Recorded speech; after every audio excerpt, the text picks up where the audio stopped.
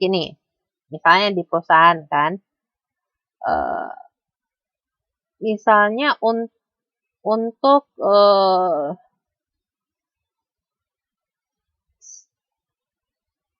misalnya mau bikin produk A nih kan, produk X deh, produk X, mau bikin produk X. Nah, untuk bikin produk X ini, si A yang bakal bikin produk X harus mendengar informasi dari si C dulu, misalnya tentang gimana cara bikinnya produk ini, kemudian dari si D, biayanya kira-kira segini loh yang bisa kita kasih. Nah, si A sama si B, si apa tadi? Si B sama si C sama si D itu kan ngasih informasi ke si A kan? Nah, informasinya itu nanti yang si A ini dilanjutkan lagi ke E, ke F, ke Z. Nah, itu contohnya. Aduh, saya bikin gambar deh ya. Di sini bisa bikin gambar nggak ya? Bentar saya lihat dulu. Manage note. Nggak bisa ya.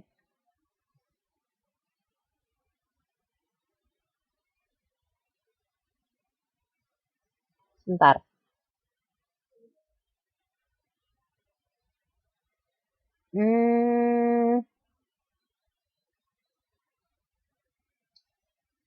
Bos bilang ke mandor berarti nggak. Mandor bilang ke karyawan. Bukan. Jadi, misalnya nih, oh ini kita pakai gambar yang ada di buku ini aja. Jadi yang si 5 itu polanya ya. Si 5 punya informasi mengenai keuangan. Nah, kalau yang si 4 itu punya informasi gimana cara bikin produknya. Nah, yang si 5 ini bikin anggaran, ngasih tahu ke satu, kita sanggupnya untuk bikin produk segini loh ngasih anggarannya. Nah, kalau si 4 itu ngasih informasi apa tadi? Gimana cara bikinnya. Nah, yang si 1 dapat informasi cara bikinnya dan eh, anggaran untuk bikin produk itu. Nah, si 1 nyampain lagi ke yang kedua informasi yang dari yang 5, yang 4 itu digabungin dikasih tahu kedua. Anggarannya berapa, cara bikinnya gimana. Dan begitu juga ketiga. Jadi yang 5 ngasih informasi A, yang 4 ngasih informasi B. Seperti itu.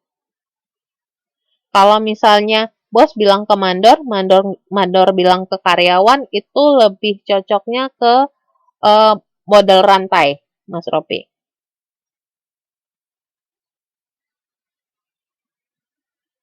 Pahamkah?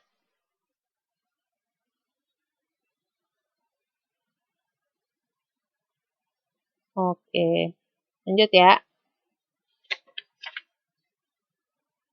Ada lagi bentuk komunikasi yang namanya komunikasi anggur. Selain yang dari 5 tadi kan, yang lingkaran, rantai, polanya, bintang, dan semua saluran, ada lagi bentuk polanya yang lain, yaitu pola komunikasi Griffin. Jadi bentuknya seperti anggur komunikasinya.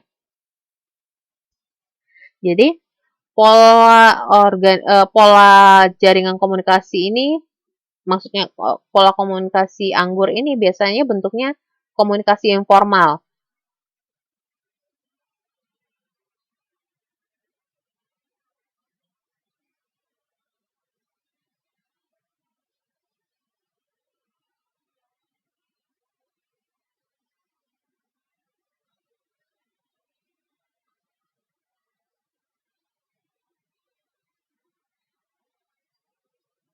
Biasanya Griffin ini biasanya pola apa ya?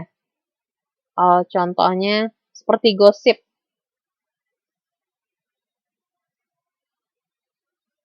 Seperti itu. Nah, benar kan?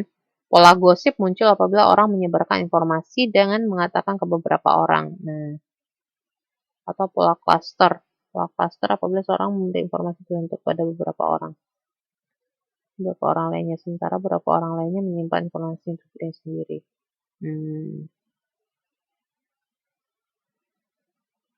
Jadi graphene ini dia ada dua contoh nih, dua pola nih, pola anggur nih, gosip satu, cluster satu. Kalau misalnya kalau yang pola gosip ini, misalnya muncul nih satu orang menyebarkan informasi, terus mengatakan beberapa orang. Nah, situasi semacam ini muncul apabila informasi cukup menarik tetapi tidak berkaitan dengan pekerjaan. Kalau misalnya pola cluster itu terjadi apabila seorang memberi informasi tertentu kepada beberapa orang, kemudian sebagian orang tersebut menyebarkan kepada orang lain, sementara beberapa lain menyimpan informasi tersebut untuk dirinya sendiri. Misalnya nih ya, misal saya digosipin sama teman-teman di kelas ini misalnya kan. Misalnya Mbak Indriati gitu kan, bilang ke teman-teman kalau misalnya saya orangnya galak misalnya kan. Bu Fitri ternyata orangnya galak ya. Terus Mbak Indriati ngomong ke semua teman-teman yang di kelas kan. Nah, kalau misalnya semua teman-teman gitu kan, oh yang Mbak Widah, Mbak Suharni gitu kan ngomong lagi ke teman lain, ngomong lagi ke teman lain, ngomong lagi ke teman lain. Nah, itu contoh pola graphene yang gosip. Tapi kalau misalnya contoh yang cluster, misalnya Mbak Indriati ngomong ke Mbak Waidah, ngomong ke Mbak Suharmi, Mbak Waidahnya ngomong ke yang lain-lain, Mbak Suharninya nggak ngomong ke yang lain-lain. Ini contoh ya. Ini contoh ya. Nah, seperti itu. Itu contoh pola graphene yang gosip dan cluster bedanya seperti apa.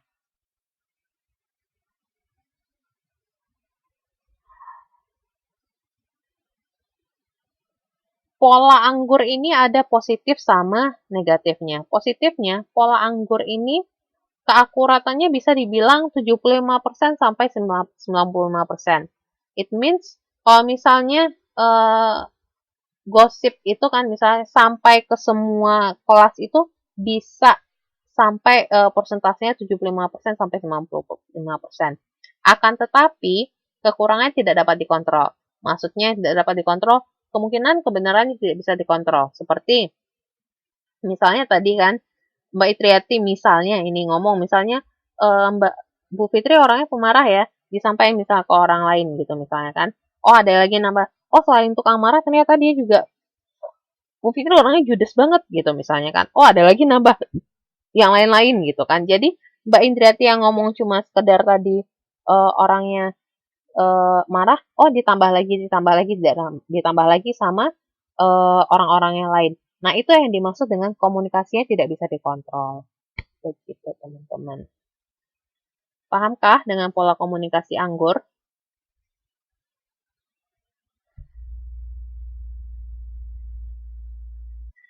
Terima kasih kalau saya baik hati.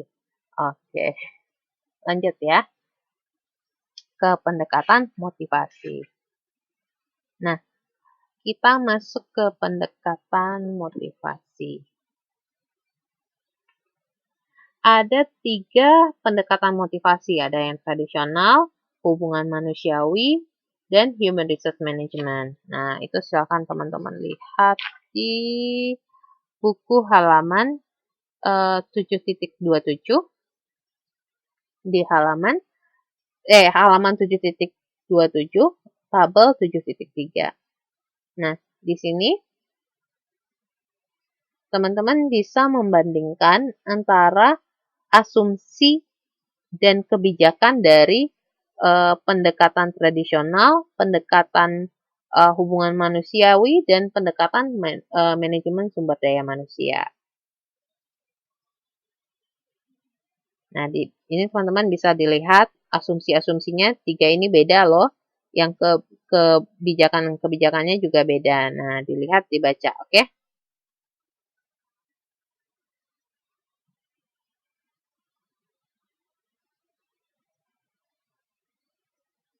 Seperti itu. Ini mereka masingnya beda-beda. Tolong dibaca dan dipahami.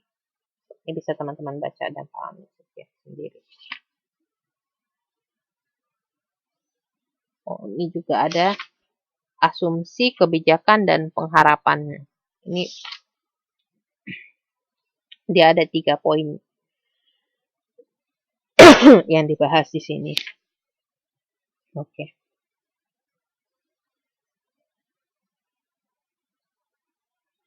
Nah, kita masuk ke teori isi motivasi. Teori isi motivasi itu bisa diklasifikasikan kepada 3 teori. Teori isi, teori proses, dan teori reinforcement. Nah, kita masuk ke teori isi motivasi dulu. Teori isi motivasi ini itu biasanya ingin melihat apa dari motivasi. Jadi unsur apa dari motivasi. Misalnya, teman-teman sekarang datang ke kelas ini buat apa? Motivasi teman-teman itu misalnya untuk melihat isi motivasi teman-teman sekarang gitu kan. Teman-teman sekarang masuk ke kelas ini untuk apa? Untuk belajar kan?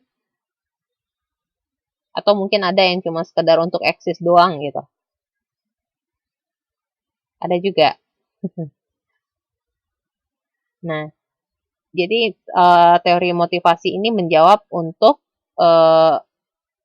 pertanyaan apa.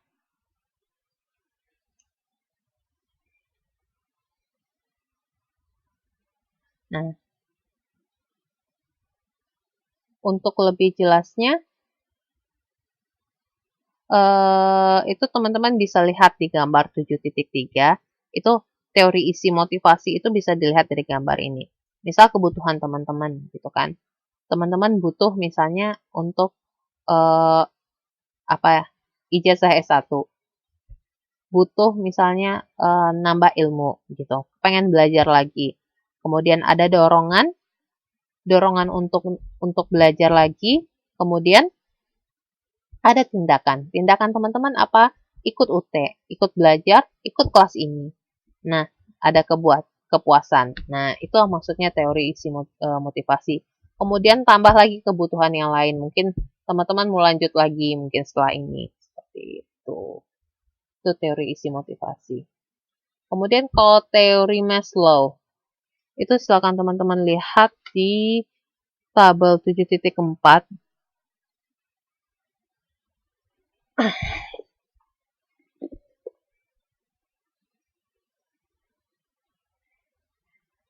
Tabel 7.4 di halaman 7.30.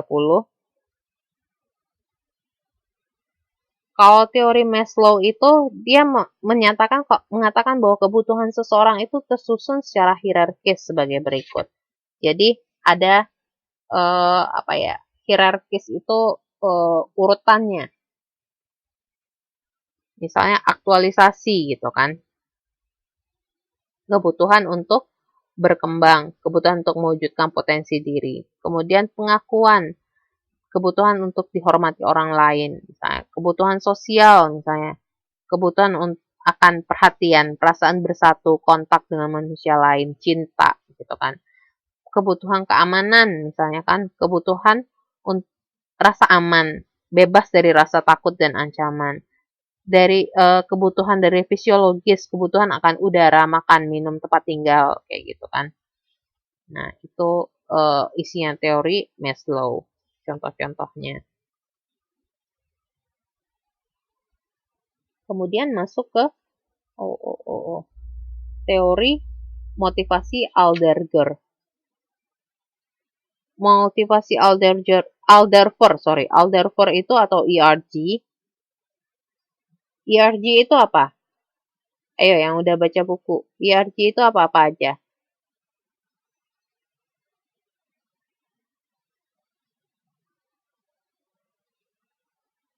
Pada baru buka buku ini pasti.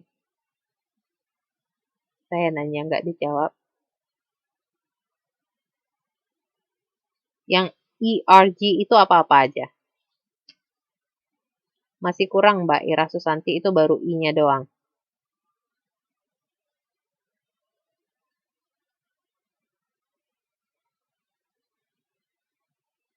Oke.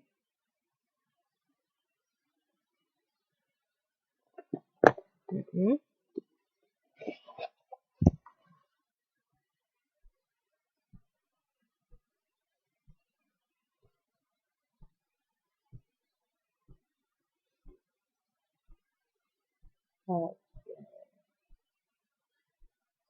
Oke. Yep. Teori motivasi Alderfer atau ERG. ERG itu Existence, Relatedness, and Growth.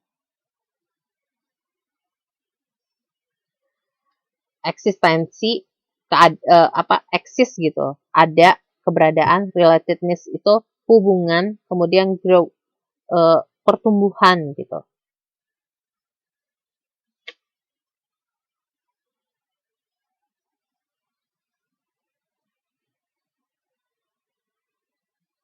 Nah, kalau misalnya bedanya kebutuhan antara si Maslow sama Alderfer ini, kalau misalnya Alderfer itu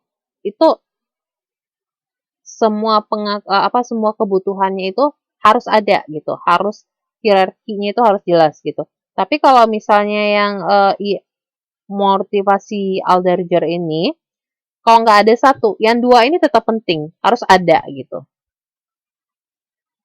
Kira-kira begitu. Nah, kemudian masuk ke teori motivasi David McClelland. Kok nggak bisa?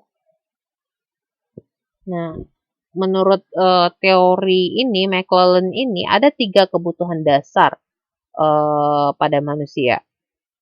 Pertama, kebutuhan akan kekuasaan. Yang kedua, kebutuhan akan afiliasi. Ketiga, kebutuhan akan prestasi. Nah, ini tiga kebutuhan dasar manusia menurut McClelland.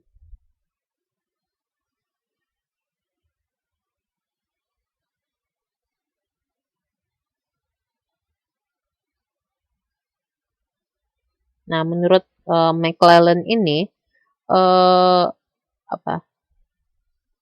orang yang butuh akan prestasi itu ciri-cirinya yang pertama, orang yang suka mengambil tanggung jawab untuk menyelesaikan sesuatu persoalan. Yang kedua, suka menetapkan tanggung jawab yang moderat, tidak terlalu tinggi dan tidak juga terlalu rendah. Kemudian, suka feedback yang cepat. Nah, ini tipe-tipe orang yang butuh akan prestasi. Teman-teman butuh akan prestasi nggak?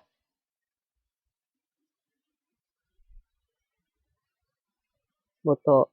Biasanya orang yang butuh prestasi itu dia suka ngambil tanggung jawab untuk menyelesaikan sesuatu, terus menetapkan tanggung jawab yang moderat, maksudnya sesuai dengan kemampuannya dia, kemudian suka feedback yang cepat biasanya. Nah, seperti itu.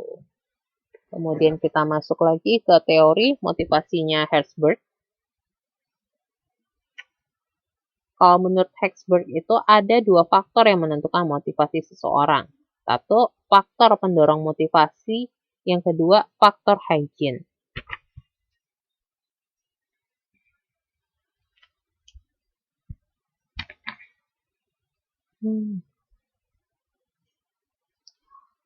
Faktor pendorong motivasi itu nama lainnya adalah satisfier.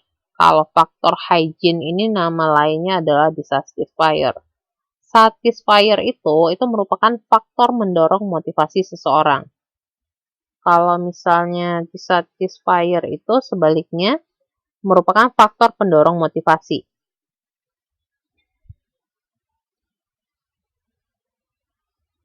Nah, kalau yang satisfier, pendorong motivasi itu merupakan faktor yang mendorong motivasi. Kalau faktor hygiene itu yang mendorong motivasi.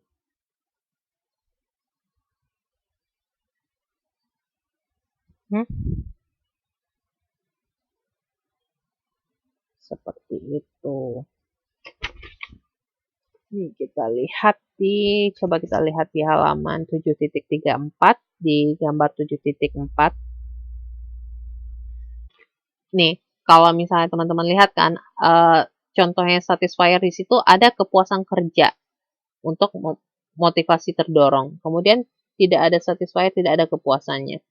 Di satisfiernya itu suasana kerja yang menyenangkan, tetapi motivasi tidak mendorong. Contohnya yang satisfier itu kepuasan kerja, ada yang kepuasan kerja. Kalau di satisfier itu contohnya suasana kerja yang menyenangkan. Seperti itu.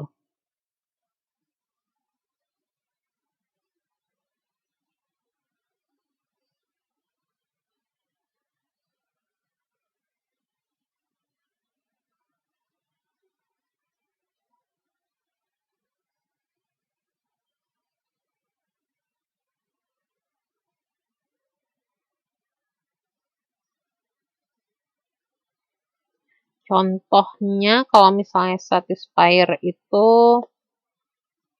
kalau ada akan menjadi faktor pemotivasi. Misalnya seorang diberi tanggung jawab untuk sesuatu hal, maka dia akan termotivasi untuk bekerja keras dan memenuhi tanggung jawab tersebut.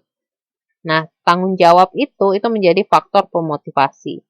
Nah, kalau misalnya di satisfier nih contohnya meja dan kursi di perusahaan misalnya kan.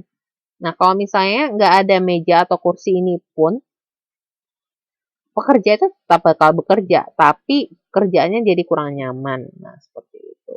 Jadi kalau misalnya satisfier ini pemotivasinya, kalau misalnya di satisfier ini tempat apa ya? Yang membuat misalnya contohnya membuat nyaman kayak gitu.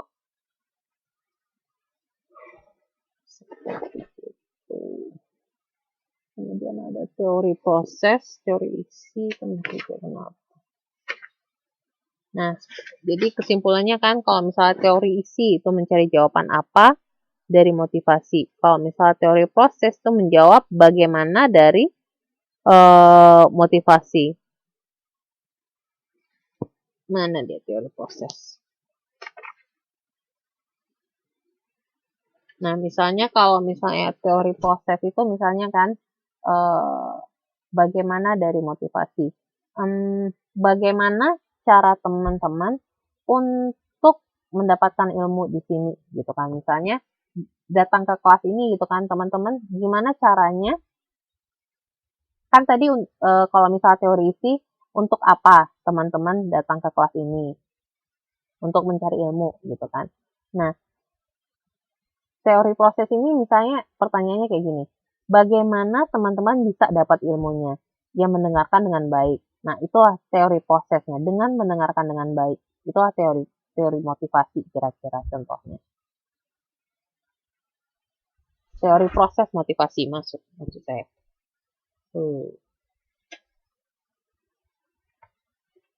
Seperti itu teori-teori ini. Teori pengharapan, Fromm. Nah, kita masuk ke teori pengharapannya si Fromm.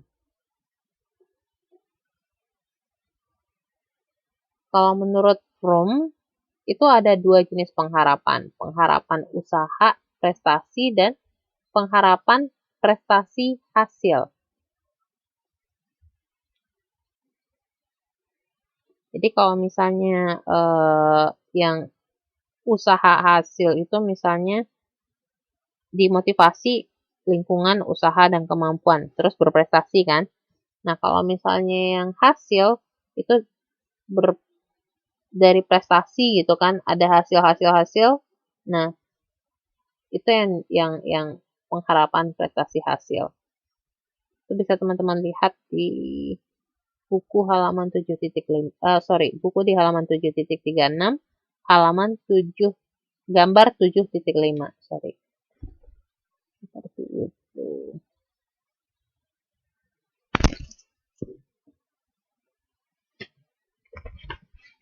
Kemudian masuk ke model Porter-Lawler. Nah, menurut Porter-Lawler ini, prestasi itu menghasilkan dua macam balasan, intrinsik dan ekstrinsik. Intrinsik itu balasan yang berasal dari internal kerja sendiri. Kalau yang contohnya pengakuan kepuasan prestasi tertentu. Kalau intrinsik itu balasan dari pihak luar, seperti gaji, promosi, seperti itu. Itu kalau misalnya teman-teman ingin tahu proses sederhananya dari model Porter-Lawler ini ada di halaman 7.6. Kalau yang ingin yang lebih lengkapnya itu, bagannya ada di halaman 7.39, di gambar 7.7.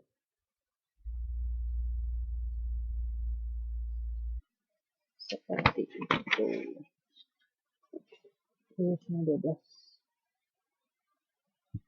Kemudian kita masuk ke teori motivasi keadilan.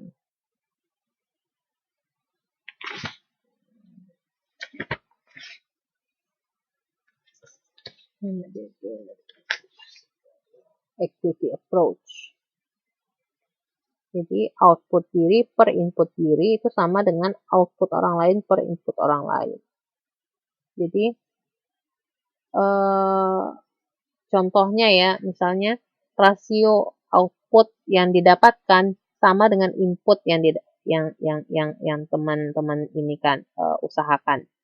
Misalnya teman-teman bakal dapat nilai misalnya 90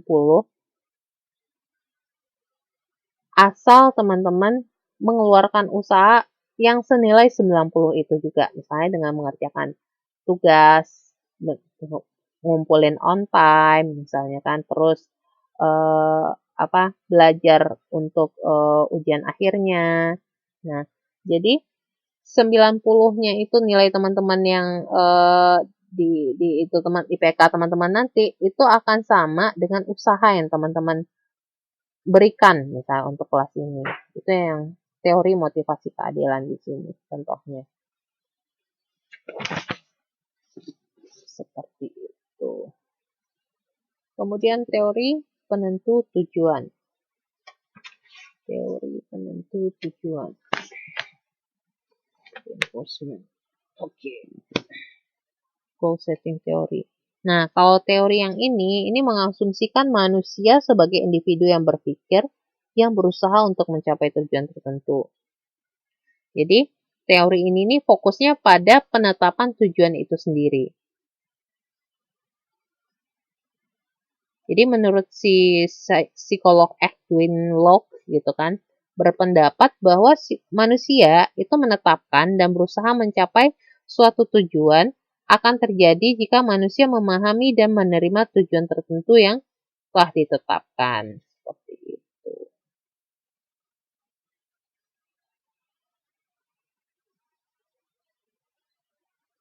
Jadi contohnya nih, misalnya contoh karyawan. Dia nggak akan memiliki keterampilan yang dibutuhkan untuk mencapai tujuan. Dia tidak akan mau bekerja untuk mencapai tujuan tersebut. Nah, itu contohnya dari teori penentu tujuan. Kemudian kita masuk ke teori reinforcement. Teori reinforcement itu dapat digambarkan pada seperti yang saya bikin di PPT saya. Stimulus itu akan ada responnya, kemudian dari respon itu ada konsekuensinya, kemudian dari konsekuensi itu akan dapat respon masa mendatang.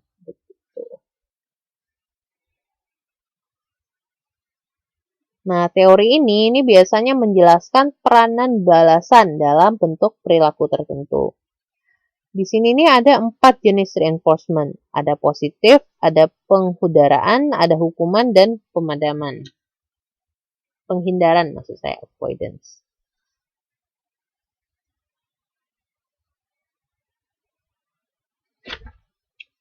Seperti itu. Untuk ringkasan model motivasi reinforcement itu teman-teman bisa lihat di halaman 7.43 di tabel 7.5 itu mengenai ringkasan model motivasi reinforcement. Nah, seperti itu.